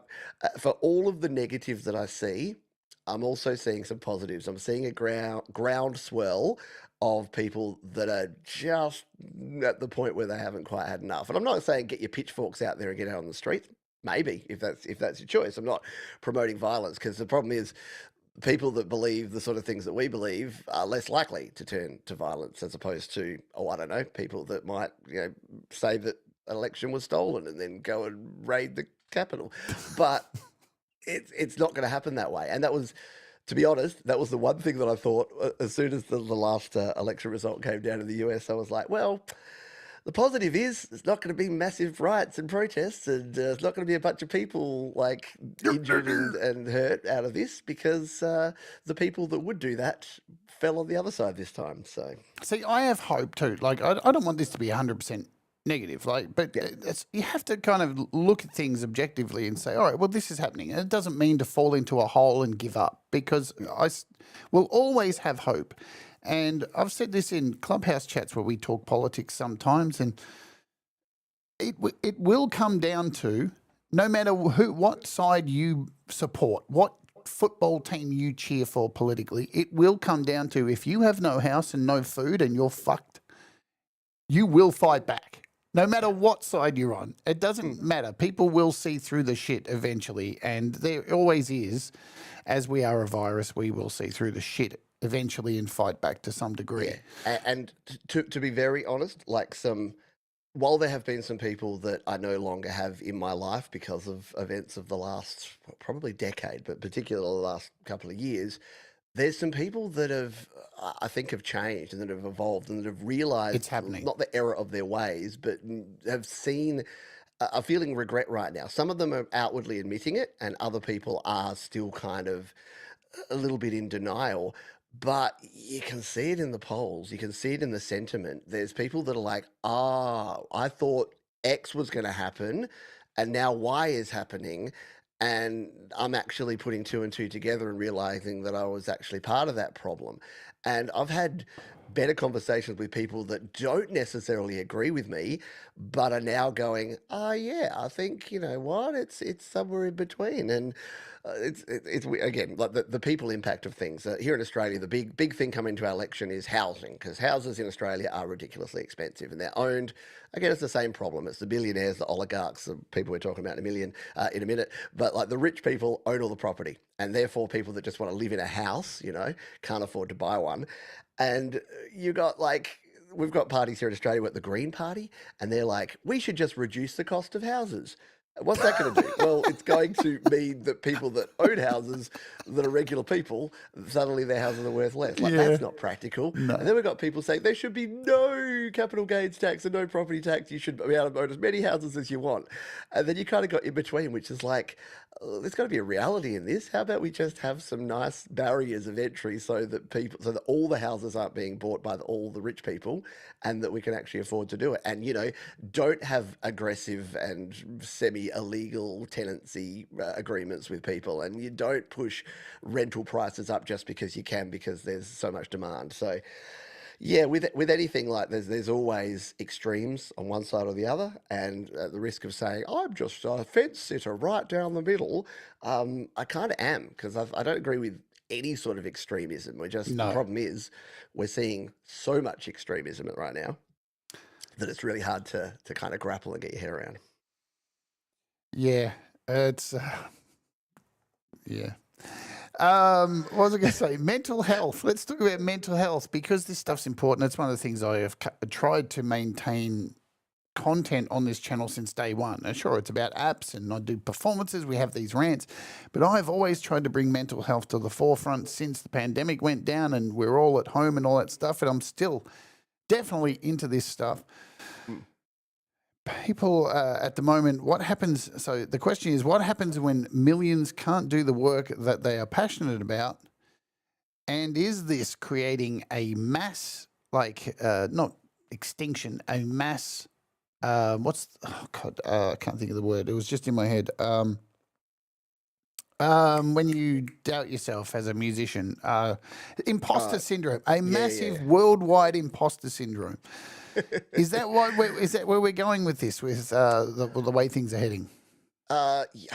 Potentially. Yeah, so there's a few things related to mental health with AI. First of all, the AI therapy bots scare me and are Yeah. terrifying. There have been some studies showing that they do help for having some people to have someone to talk to. So I guess that's a semi-positive. But yeah, in terms of what you're saying there, we've already seen this with a lot of with a lot of people. So I was watching people that worked for the US government that are scientists and these like wonderful, amazing, nerdy people that do great stuff, like the work for like the predict weather and do things, and they've been just told, "Ah, yeah, no, we don't need you." So that has caused a pretty massive problem because they're like, oh, so you don't need my amazing science brain. You don't need me to help people, not get caught in hurricanes and floods and fires. Okay, fair enough. And then the same with music and art. If we get to the point where any job that you're doing that you feel useful, if we get to the point where people are like, oh, I've been replaced, I don't have to do the thing anymore. What do I do now? And you like to say, it could result in people feeling worthless and people feeling lost and people maybe having massive imposter syndrome. Maybe I never was that good anyway. If a robot could just do what I do, maybe I was never that needed or required anyway. So, I mean, the thing is, I like it at the end of Kit Boga, we were talking about like the scam beta videos before. At the end of all of his videos, he goes, just remember that you are loved and that you are useful and you're worthwhile. And it's so true that everyone, like, the thing is, and the thing that the machines will never replace is that they are homogenous and we are unique. And that's the difference. I don't see a world where you're like, oh, I really love AI Music Bot 427. I rock out to AI Music Bot 427 all the time. He, they, or she, or it are amazing. No pronouns, whereas- Pete. No pronouns. Remember? You notice I said he, she, they, or it. I mean, I tried to cover my bases. Zim, I don't know. There's only two genders in AI. Oh, can I just say, I got an AI phone call about the election the other day, and there were only two genders. And I was just like, really? In 2025 in Australia, are we going down that? And then I got to the end and I found out that it was actually from one of our particular parties that was using this, Of course. this thing. So and I knew going in exactly which one it would be. That's not going I so was- well for him at the moment. So I was a female in Victoria over the age of 65. Since they wouldn't give me the option to give them correct data, I gave them the least correct data that I possibly could. So I recommend everyone do that, by the way. If you're ever doing a survey and you think the survey is BS, just answer incorrectly. But yeah, I think, coming back to that, I think that the fact that humans are unique and the fact that we have our own brains and that they're a little unpredictable sometimes and they come up with weird ideas and they put together patterns in weird ways, that's actually good. And like you said about AI, the best AI is the weird, out there, wacky AI that does things that you don't predict. And the best music and the best art is things that are unpredictable. People that can take a whole bunch of information. Sure, you've listened to classical music or rock music or whatever music you like, and then you smush that into your own style and you bring your own style to that. Some of my favorite vocalists of all time are not the best singers. Michael Stipe is one of my favorite vocalists of all time. And people would listen to him and be like, that's really, really weird. Some people love Axl Rose. I mean, you do you, boo. But like, there's people that are not great singers that have just been successful because they're different. And they do things differently. Bob Dylan. There are people that absolutely adore Bob Dylan. I'm sorry, Bob Dylan was a bit of a hack. He wrote okay poetry and then just clunked away on a guitar and kind of sang his words. So I don't love Bob Dylan, but if you do, that's awesome. But I think that's the thing that we've got and that what we're going to have going forward is, and I kind of like what we have here, what we have in things like Patreon and these membership communities. It is, even though they are kind of run by those same companies that we've talked about before, they're giving that person-to-person communication and direct contact of humans a little bit more value, as opposed to the automated stuff and the one-to-many stuff. It's creating these. And are there concerns with that around like parasocial relationships and the like? Sure. Yeah, a little bit, but I'll take that over everything just being generated by machines and having no human interaction. Yeah, it's like when I review apps, and some people out there might think that developers pay me to review their apps. And there are some that do, not a lot. But when I speak to developers, and we've got one in here right now, Rob Jackson, right?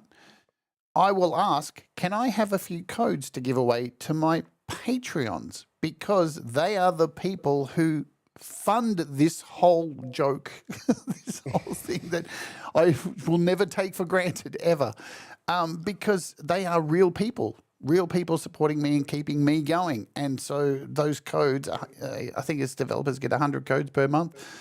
It's not going to cost much just for me to, I'm going to review it. If I'm going to do a demo of it, I already think the app's got some kind of value.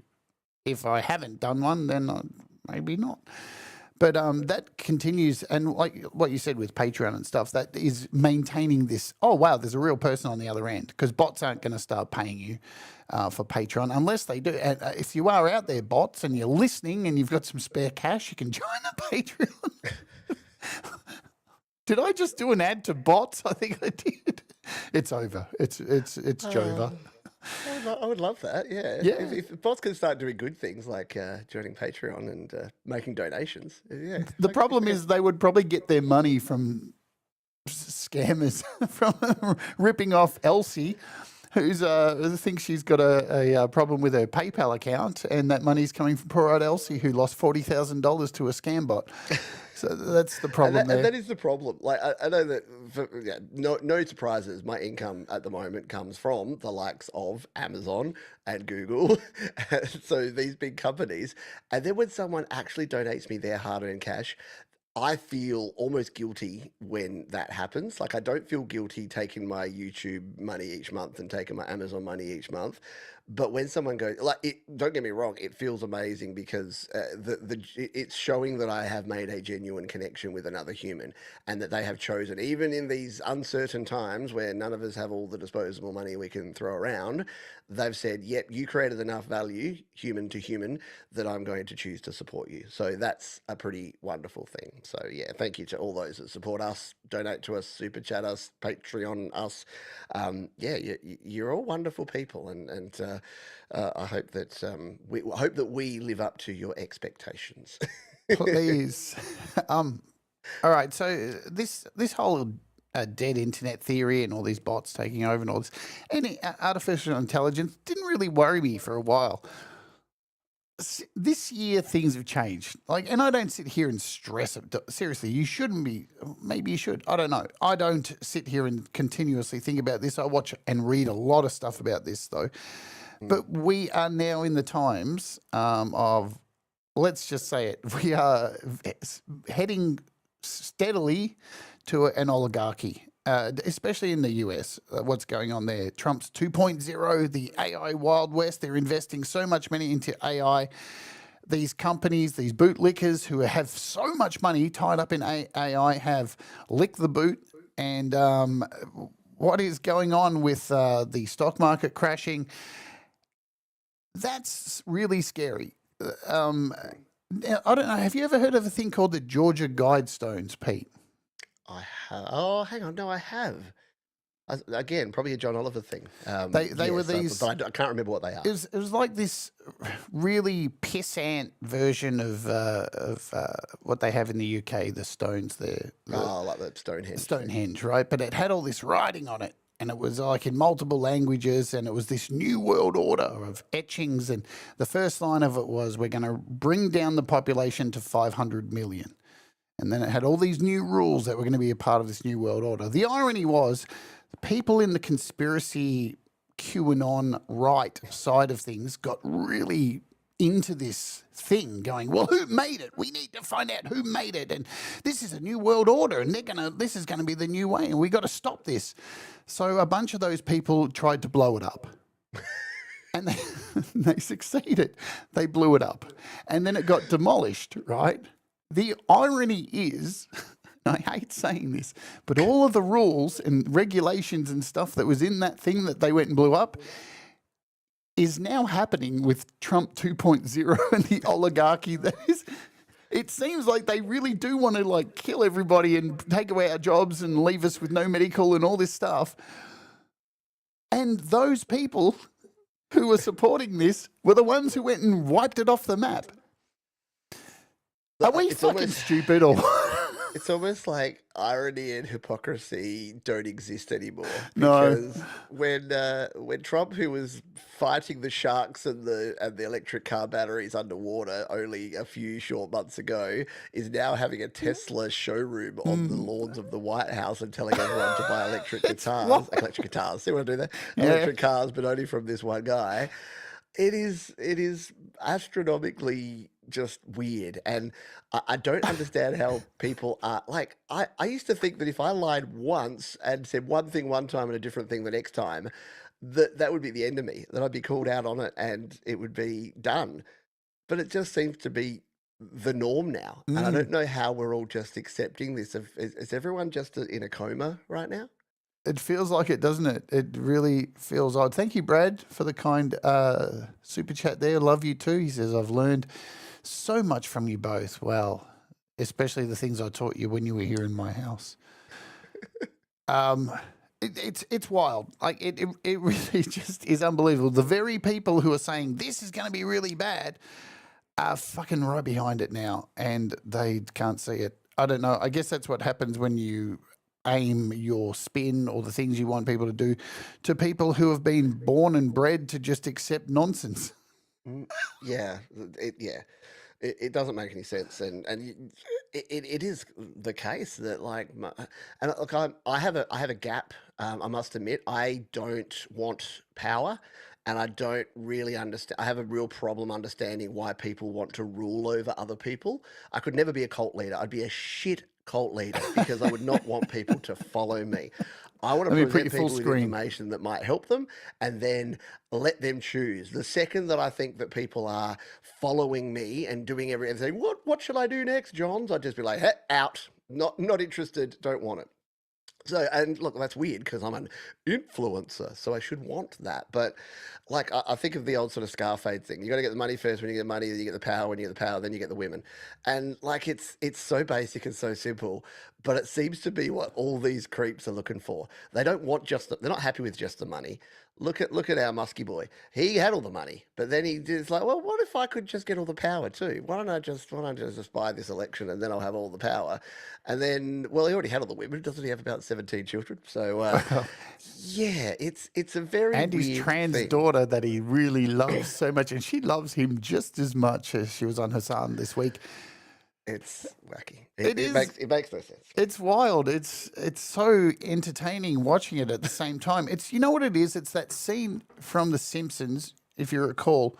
They're sitting at the dinner table and Bart Simpson's riding on the back of Homer's head with a Sharpie, and then he wants to see it, and he's like, and he's trying to see the back of his own head, and he ends up on the floor Doing the spinning around trying doing to the curly see thing. his own head. And the family is sitting there going, ha, ha, ha, ha, ha. And as he spins more, they go, ha, ha, ha, Yeah. ha, ha. And then there's That is the collective feeling, I think, of most people on the planet at the moment. Oh, this is Homer. No. Yeah, well, and look, that's where Trump 1.0 came from, was people voting for hilarity. They're just like, how Yeah. funny would it be? Like, wouldn't it be amusing if he actually was president? And then he was, and they were like, not so funny. I'm not laughing anymore. Yes. Look, the problem is too with the oligarchy and Trump 2.2 and what's happening over there is censorship, propaganda. The tech elites have got a free pass. This AI thing's in their mind going to be the future of God knows what. It doesn't seem like it's doing much in future positive stuff at the moment. Apart from, I don't know, taking some writing I did and making it have some punctuation that I forgot because I'm not perfect. Human versus machine. Let's bring it in on this. Resistance or assimilation? Do we adapt or do we gatekeep humanity in creation? AI as a tool, not as an artist. Do we embrace our new AI overlords and toil in their underground sugar caves, or do we not? Do you think it's time for us to crack each other's heads open and feast on the goo inside? Yes, I do, Jade. Yes. I do.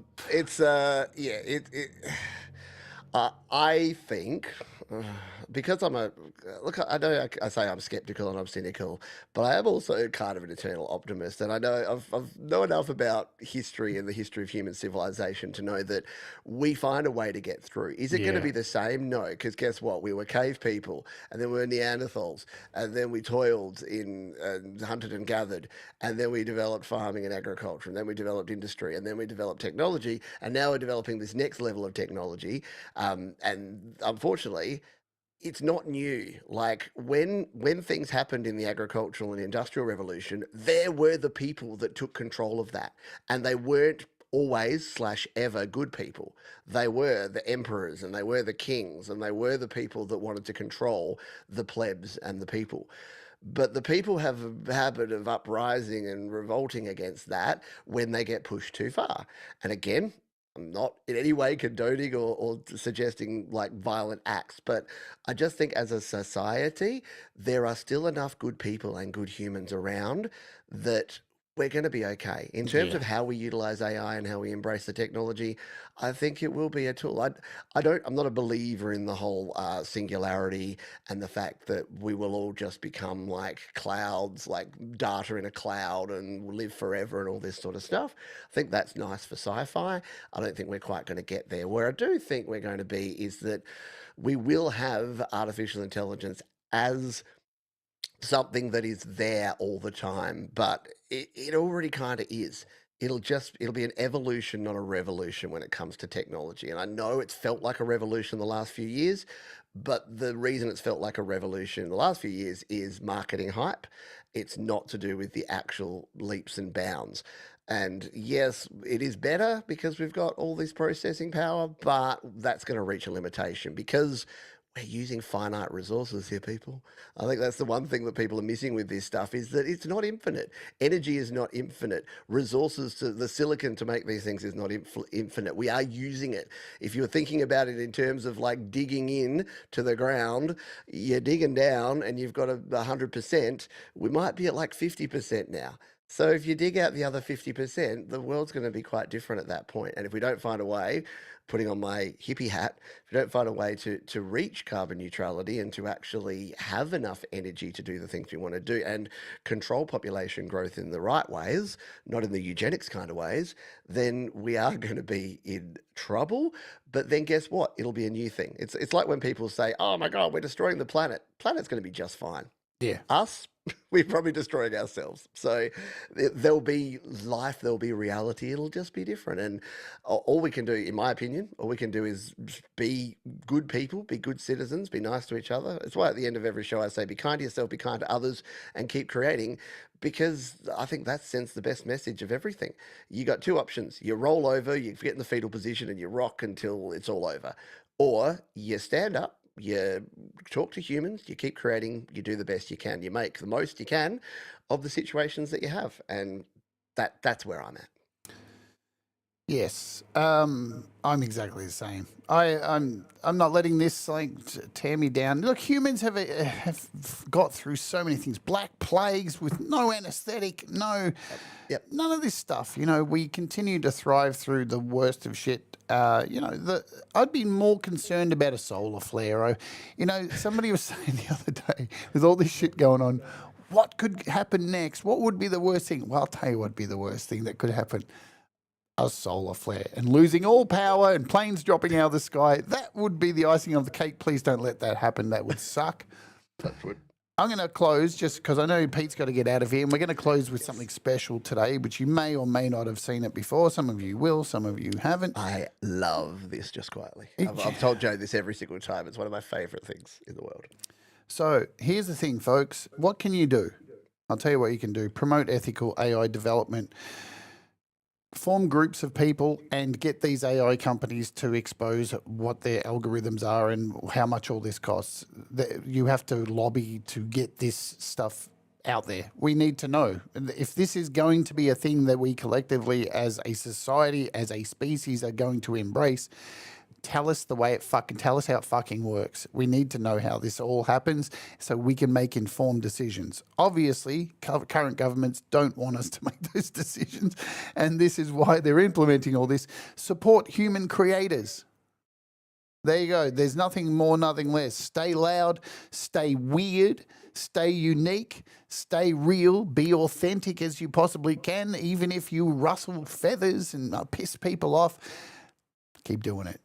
Just speak out, create boldly, be true to yourself, and don't let your art be replaced by a toaster with Wi-Fi. That's pretty much. Unless it can print cool pictures on the toast, in which case, in Simpsons style. Turn me into. That was the first thing I did when I paid for ChatGPT. Turn me into a Simpson. That's it. And what it did was it turned me into a Simpson, and then it put me on my own T-shirt as a Simpson, wearing a T-shirt of me as a Simpson and it was an infinite loop of me as a Simpson. It was amazing, and I realised I spent $30 a month for that. Whoops. And burnt down several trees. Yeah, I destroyed the world. All right. Anything you want to close with? Because I know you've got to get out of here. Yeah, no, just to say that again, humans for the win, and I do appreciate everyone. I think it's times like these you learn to love again. It's times like these. So that's the Foo Fighters. No, it's times like these where you realise how important people are and how important human relationships and that connection, and that music, it can make you cry, it can make you laugh, it can make you rage, it can make you do all the things, and that's only because humans put their energy and their effort and their life into creating that music. So yeah, keep doing your music stuff, music people, and I'll keep listening to it, and we'll all have a good time. Absolutely. Love you, Pete. Thanks for coming on. You rock. Pete Johns, all of his links are in the description. Studio Live today. He streams from Sunday Australian time, so Saturday through till Monday. US. No, I'm going to convert it. Saturday, Sunday, Monday. We've got 3 shows, live shows every day. Yeah, tune in. Your Music Live, Happy Hour, Garage Band Weekly. Listen, guys, I know it's hard to work out the time differences around the world, but see, we live in the future and we're constantly every day having to think backwards. Mm-hmm. It is such a mind fuck. And is it next week that our time clocks change again? Yep. So you're all going to have to deal with another time change next week. It's going to suck. Sorry, guys, but that is the world. Yes. So, for instance, I'm going out to breakfast with my wife now. So that's how weird it is for people that are like, settling in for bed in the UK or about to have dinner in the US. So, yes, time zones, wacky, man. All right, Pete. Thank you so much. Cheers, Jade. I'll see you later. Thanks, everybody. Bye-bye. I'll go to my solo screen and close out the show. See ya. Bye. Pete Johns, and I love that he joins me here every now and again for these shows. All right, folks. So I'm going to tell you a little story before we get out of here. Around the time of 2018, I started writing a novel about this shit. I was really into this stuff, yeah? And the idea behind this novel was, here's the story. Let's break it down as simply as I possibly can. That there's the world, and the world the people in power decide to create an AI that will help all of us and become a central hub for everybody. And we'll be able to all purchase these helmets that are sent out by all of the major AI companies, which for argument's sake, we'll say Facebook, Google, all the major players, but I didn't use their names, obviously. And everybody gets given one of these helmets, and at a certain time, a certain date, they announce they're going to turn on this AI, and everybody's going to put on their helmet, and we're all going to have these new experiences. So this is the concept of this novel I was writing. Unfortunately, shit goes wrong because everybody puts on their helmets and nobody leaves the house ever again because we're all just enslaved into this virtual world. We start ordering our groceries delivered to our house, our food, Uber Eats, all this stuff. There's no need for anybody to leave the house anymore. And thus, we stop procreating. So over a period of time, the human race will eventually die out attached to these machines. Meanwhile, there is a group of people who are fighting against this technology. And once the technology goes live, the government unleashes a whole bunch of robots to take out the dissent. And it works. And all these people are wiped the fuck out completely, leaving behind these brain dead animals sitting in front of their computer with their little helmets on, shitting into a bag and having food sent to them and just shitting and eating and being stuck into this system. So I wrote this novel and then decided to turn it into a feature film, making it with my iPad. And it's so close to being finished. It's just, again, where's the time to get it done? So the main section of that film is out, so you can watch the destruction. And we're going to close by playing it. It's a 10-minute clip, so hopefully you'll stay around and enjoy all of this. Some of you have seen this before and probably a bit bored of it. Some of you may not have seen it, but this, for me, I'm watching what's going on in real time going, fuck, man. I've got a film about this waiting to be released. The film's called The Answer is 4T2. This is the main middle section of the movie called Technology Killed the Reality Star, or the opposite way around, Reality Star Killed the Technology, whatever you want to take it as. And I'll close out with this. Let me let you know, tomorrow, the show isn't up yet, but I just have to finish off the last bit of editing. Tomorrow, folks, Walk With Me is back. The first episode for season 6, episode 1, Brad with me. It will be up later today. There's the thumbnail. The video is almost done. I just got to do the last little bit of me saying goodbye. So that's pretty much ready to go. So please, come and join us for that tomorrow. Very exciting. I can give you a little sneak peek. Look, here's all the video of Brad's time here in Australia. As you can see, the end just needs to be wrapped up. There's me cooking the fish and everything. So this is happening tomorrow. So hopefully you can come and join us for the entertainment train that happens every Friday after Valerie Bart, and then all the rest of the entertainment that happens. All right, let's play this track. Do the things that make you happy, folks. Mistakes make you better, and we'll all rise together. Stay awake. And this is Utensils. Technology Killed the Reality Star. Let's Oge.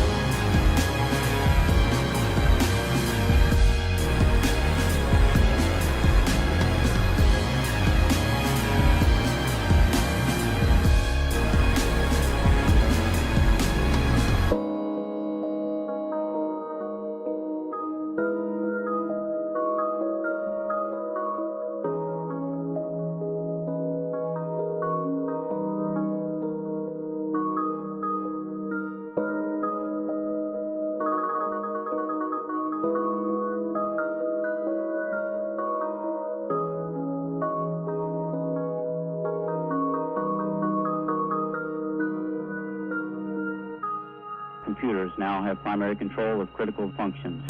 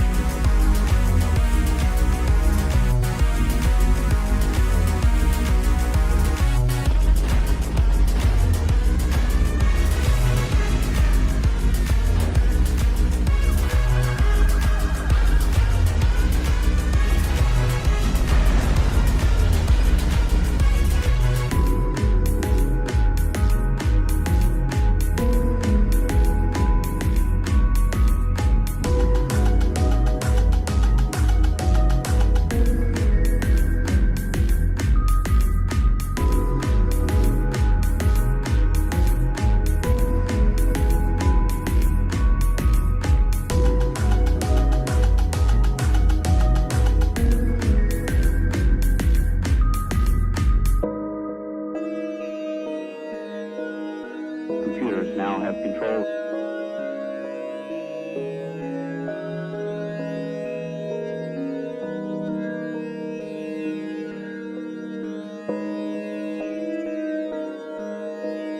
Computers now have control.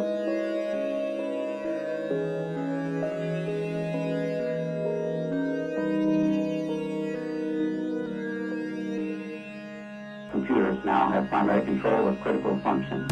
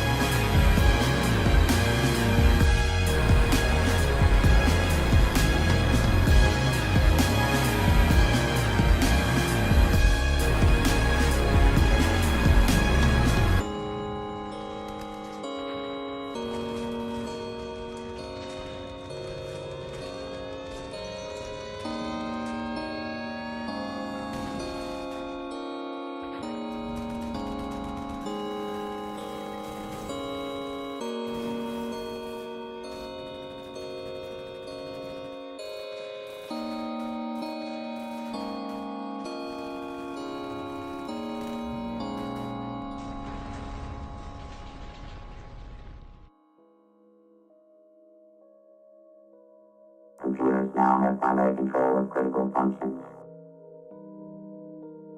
Computers now have primary control of critical functions. Computers now have primary control of critical functions. Computers now have primary control of critical functions. Computers now have primary control of critical functions. Computers now have primary control of critical functions. Computers now have primary control of critical functions. Computers now have primary control of critical functions.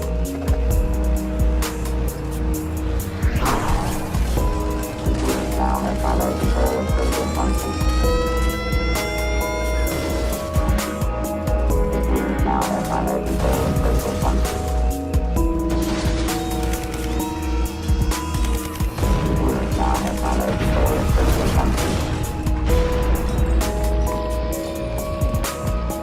Computers now have primary control of critical functions. Computers now have control.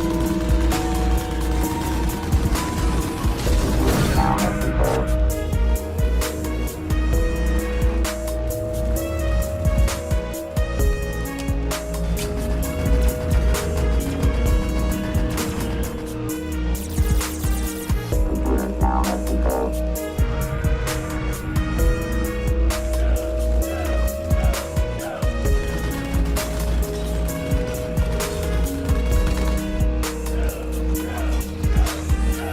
Computers now have control. Computers now have control.